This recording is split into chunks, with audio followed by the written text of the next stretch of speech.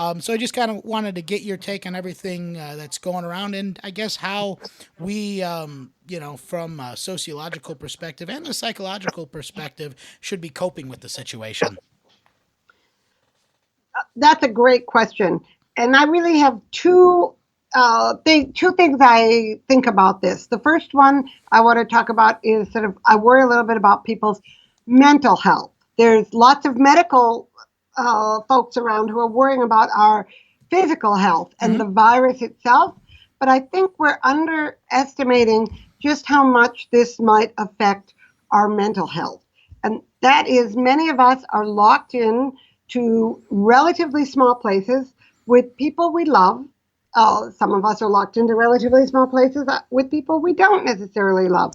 But even if we are with families we love, this is a very anxious time.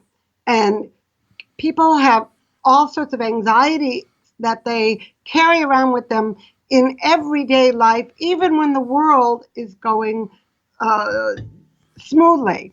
And so the kinds of anxiety that people will feel now, uh, afraid of getting sick, afraid of who they know who might get sick, but also simply dealing 24 hours a day with their kids at home or with spouses who they love but don't necessarily spend 24 hours a day with most of their lives. And so I think that it's very important that we think about people's mental health and pay attention to ways in which we can decrease anxiety.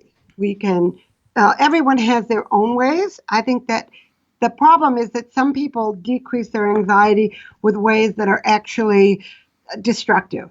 I worry a little bit about people drinking too much while they're home alone or home trying to escape the anxiety of perhaps their families. Hmm. Uh, and so I think that we should be focused on trying to find positive ways to reduce anxiety, from at home yoga practices to online workouts that you can find for Hmm. free, Hmm. meditation. So one thing I'm worried about at a psychological level is people's mental health. I also think even though the city's parks and lakefront are now closed, we are still allowed to go out and walk for half an hour or an hour a day on city streets. And I think that's a very healthy thing to do physically, but it's also very healthy for a kind of mental anxiety release. And so that's one thing.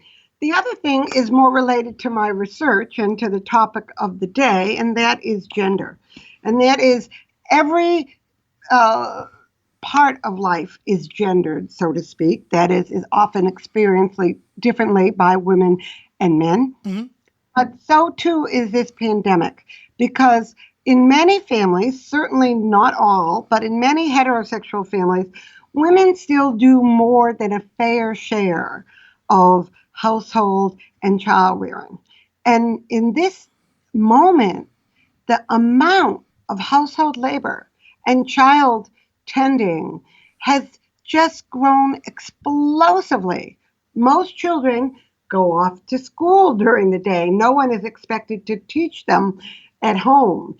Similarly, most not 3 meals a day at home are hardly ever anyone's responsibility to cook and clean up after, because very rarely do all members of a family spend 24 hours a day, or maybe 23 or 22 and a half if they go out for a walk, locked into their homes. And so I think that there is a chance that this pandemic will decrease the quality of women's, and especially mothers in heterosexual relationships or single mothers' lives Hmm.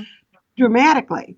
On the other hand, and I have a column in Psych Today, and I'm just in the middle of writing a new column about this, it's also a time where people have the time to reassess and adjust. It is not the case that in heterosexual households that women need to do more than their fair share.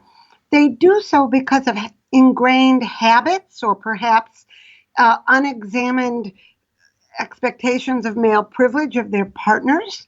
It may even have something to do with differential expectations for what good enough is for house cleaning or child rearing between the partners.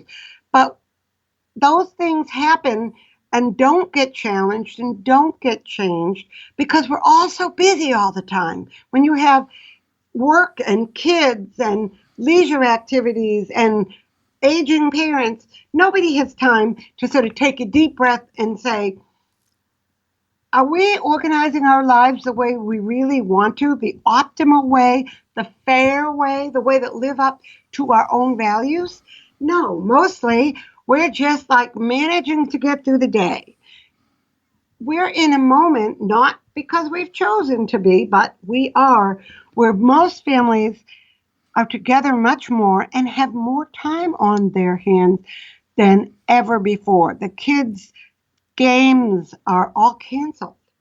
Any theater tickets people have, any bingo games they go to, even church events, since church Bible studies, everything's canceled.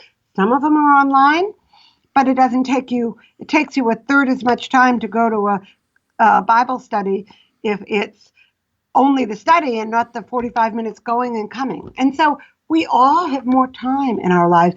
And it could be a moment where families sit down and talk about who's doing what and why. Hmm. We have to do that for our kids, anyways, because kids have much more time to chip in on family work than they usually do. And so those are the two things I think about when I think about the pandemic. First, the kind of mental health issues, and second, the opportunity it gives us to reassess and readjust and think about the equity and the fairness in our households.